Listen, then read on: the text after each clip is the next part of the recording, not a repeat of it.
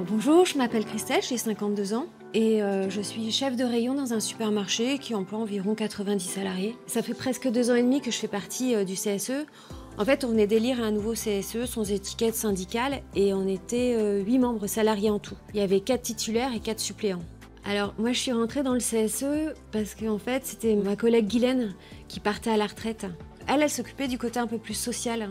Par exemple, les chèques cinéma ou le Noël des enfants, les choses comme ça. Donc moi, je fais partie du CSE depuis presque 2 ans et demi et avec la plupart des autres membres, c'est notre premier mandat. J'avais juste 2 autres collègues qui faisaient partie de l'ancien mandat, mais ils n'étaient pas vraiment impliqués.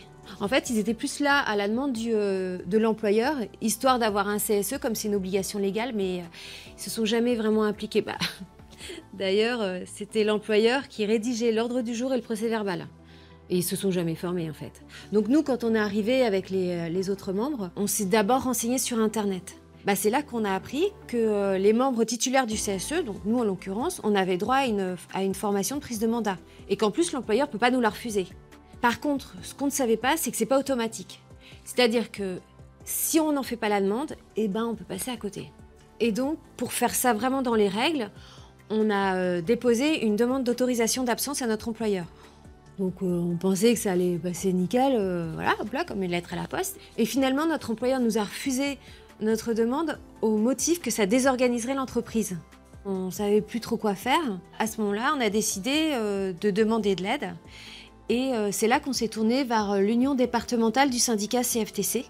Et surtout qu'on a rencontré Michel. Michel, c'est un militant CFTC qui nous a énormément aidés, notamment à trouver des arguments pour... un peu contre-attaquer notre employeur.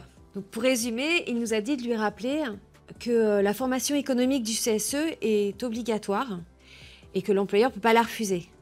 Et qu'en plus, notre demande d'autorisation d'absence a été faite 30 jours avant le début de la formation, donc ce qui est parfaitement dans les règles. Il nous a dit de lui rappeler aussi que la formation SSCT, c'est-à-dire la formation santé, sécurité et conditions de travail, est obligatoire et que tous les membres, que ce soit les titulaires comme les suppléants, ont droit à 18 jours de formation par an. Donc notre rencontre avec Michel, ça nous a vraiment aidé à trouver des arguments face à notre employeur et ça nous a vraiment aidé aussi à prendre confiance. Et après discussion avec notre employeur, il a finalement compris qu'on avait droit à ces formations. Et donc pour pas tout désorganiser, on a décidé de ne pas suivre en même temps ces formations. Donc par la suite, on a adhéré à la CFTC et on a suivi d'autres formations. Notamment la formation sur la SSCT. Et depuis, on encourage aussi tous les suppléants à suivre aussi ces formations. En fait, je suis vraiment contente parce que j'ai été bien formée et j'ai vraiment le sentiment aujourd'hui d'être utile pour mes collègues.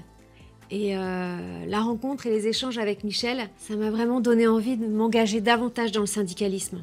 Et même si être au sein du CSE, c'est un rôle essentiel pour les échanges avec le patron et pouvoir changer certaines décisions, je pense avoir vraiment un poids supplémentaire en étant déléguée syndicale, notamment pour la rémunération, les discussions, tout ce qui est discussion sur les salaires ou par exemple les conditions de travail. Donc dans 1 an et demi, ça va être les nouvelles élections professionnelles et je suis vraiment déterminée à déposer une liste CFTC. Je croise les doigts.